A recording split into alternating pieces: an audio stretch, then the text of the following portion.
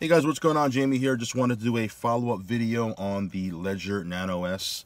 A couple of days ago, I put out a video talking about picking up the Ledger Nano S, and in that video, I talked about doing not a really a full review, but putting out a video on what I think about it, if I thought it was functional and easy to use, and so this is that video, guys. And honestly, I think the usability factor, the user-friendly factor of it, I actually underestimated. I thought it was going to be a lot harder to use. I don't know why. I think it was just something that I put in my brain, but actually I had it sitting on my desk for about 2 days. It was still sealed. The cellophane was wrapped around it, and I just kept putting it off. And finally I said, you know what? Let me just bite the bullet. There was a snowstorm, I think, over the weekend. Yeah, over the weekend is when I did it. Yeah, there was a snowstorm, so really couldn't get out. I had it sitting there, so I said, you know what? Let me put this together, and that way I can either recommend it or not recommend it to my viewers. And so I put it together, and really the setup was super simple, man. Super duper easy. I think I set the whole thing up in like between 5 to 10 minutes. I mean, you open up the package. Inside the package, it comes with a little USB cable. You load that up, and then you just configure, you follow the directions. And what's cool is on the ledgerwallet.com website, there's actually tutorial videos. So there was a couple of videos that I was watching as I was setting it up, and the videos are like a minute long or 2 minutes long each, and I think there's like 3 or 4 of them or something like that.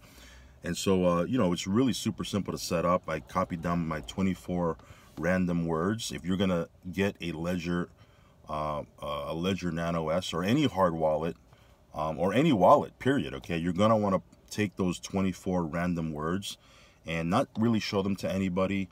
You want to maybe make 2 or 3 copies written down and store them somewhere where you're going to be able to access them, just in case, God forbid, you lose access to your wallet. You're going to need a way to retrieve your funds. So took that down, and I started to load some crypto into it. Okay, now what I did is I did a test, and what I always suggest everybody to do, whether it's with your hard wallet or even your wallet that you have online, right, or even an exchange, never send out a big bulk of money in your first transaction, okay, or in any transaction. What you want to do is you want to send it in pieces. So what I did is I sent out a test transaction. I think I sent like $10 worth of Bitcoin. I wanted to see if it was going to go in, if everything was going to work easily and great, and literally sent it out, and I think it showed up in my wallet like 30 seconds later. So that was pretty cool. And once I did that, I started to send out a little bit more, and over the last couple of days, I've just been sending out chunks of Bitcoin to my Ledger Nano, my Ledger Nano S. I think I loaded up 3 Bitcoin already in there, and I'm probably just gonna. This is Bitcoin that I'm just gonna hold, not really touch. I have Bitcoin in several different exchanges and in a couple of different wallets, but for my Trezor and for my Ledger, okay, and obviously I'm talking about the Ledger. This is a crypto that I'm just holding for the future, okay, or hodling is the right term, I guess, right? So I'm just hodling that for the future. I'm not gonna touch it. I'm not gonna worry about it. I'm just gonna set it and forget it. And again, if you're thinking about hodling crypto for the future, I definitely would suggest you use a hard wallet. It's way more safer than keeping your money on an exchange or on an online wallet, for a host of other reasons. I'm not going to go into that now in this video. You can actually just research that on your own, which I definitely recommend you do. I actually researched the Ledger Nano for a couple of days before I decided to purchase it. One thing that I did find out after I bought it, okay, is I kept on watching a couple of videos, and there was a couple of YouTubers talking about a potential hack. And the way this hack worked, it doesn't really affect the crypto you have in your wallet. It really is I think they're calling it the middleman scam or something like that. I don't know the exact term for it, but what they're doing is, or when I say they, I'm talking about hackers, because there's the Google Chrome app that goes along with your wallet. I believe the Google Chrome app itself is actually hackable.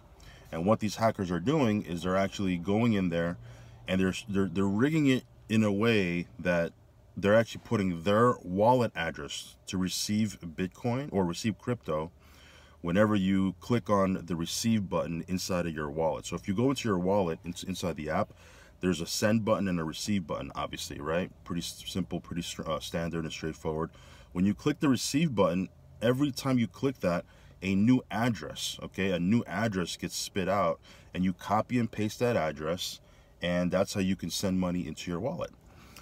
Well, what these hackers have done, as I mentioned, is they've rigged it so that when you click on that, their address can come up, okay? Their address can come up. So when you copy and paste that address to send money into your wallet, it obviously gets diverted and goes into their wallet instead of your wallet. So one way that and again, this is not the most foolproof way, but I was actually studying it a little bit. And obviously, when I did my test transaction and I sent $10 worth of Bitcoin, which I always recommend you do, as I mentioned, that wallet address obviously is the right one, right?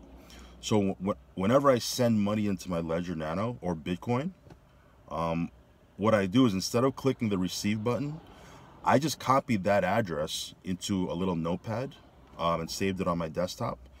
And I just copy and paste and use that same address all the time. I use that same address all the time. Why? Because I know it works and I know it's the right one. Now, I could easily click on receive and it'll spit out a new address, right, with a new set of numbers and letters and whatnot. But I don't really know if that's mine or if that's the real wallet address, or if that's some hacker's address. There is a way to check, but it's not foolproof, right? So what I'd rather do, just to make it super simple and easy, because I'm not a techie type of person, as much as some people would are surprised to hear that, right? Because they see me online all the time. But I'm not a techie type of person. So if I know that address works, and it obviously did because my test transaction went in, I just copy and paste that, and that's the same address I use over and over and over. And that's how I've been using that same address to send Bitcoin into my wallet. Same thing with Ethereum, okay? Because if you load up the Ethereum app with your Ledger Nano, I believe the same, because it's a Google Chrome app, it's hackable also. So what I did is I did a test transaction with Ethereum. It went through. It was like $10 worth of Ethereum. So instead of clicking on receive, where it spits out a new address all the time, I just copy and pasted the same address that I knew that worked, that I saved on my desktop. And that's what I've been using to send Ethereum into the wallet also. I think I've loaded up, I don't know, 10 Ethereum or something like that. So yeah, those are my two tips, okay? Obviously never send a bulk transaction, right? Like for me, if I have to send $10,000 worth of Bitcoin somewhere, I'll never send it as 10,000 because I'm just paranoid, okay? I'm from New York City. I'm paranoid all the time, okay? I always figure something's gonna go wrong. And so if I send 10,000 out and it gets lost in the cyber world or somewhere, who knows where, then I'm stuck, right? So what I'd rather do is I'd rather send out increments of either 1,000 or 2,000 or 1,500 or whatever the case might be, and it might be more transactions, and I might pay a little bit more of a fee, not that much more, but maybe a little bit more. But for me, it's just peace of mind because I don't want to send a whole $10,000 worth of Bitcoin and it gets lost in, crypto world or something like that. It disappears, right? So that's one tip, is always send out a test transaction and then always send out mini transactions instead of one bulk transaction. And then and that's obviously whether you're dealing with the Ledger Nano or anything, okay? If I'm sending money to an exchange, I do the same thing. If I'm sending money to wherever, okay, I always do the same thing. The second thing is copy and paste the address that works, that works, and just use that address over and over again. That way you're not susceptible, or you decrease the likelihood that you'll fall for that, switcheroo of the wallet address that hackers might, get into. So anyway, that's hopefully that helped. I don't know, maybe it helped, maybe it didn't, maybe it confused you even more. I like the Ledger Nano S. I'm going to be maybe doing some more videos in the future. If you want to check it out, I'll leave a link underneath this video. Obviously do your own homework and research, watch a couple of videos so you're familiar with how it works and the pros and the cons. But yeah, as for me, I like it. And yeah, if you want to watch some more of my videos, go ahead and check out my channel or subscribe to my channel. Click on post notifications. That way you get an update or a notification whenever I post a new one. So with that being said, have a great day, guys. I'll talk to you soon. Bye-bye.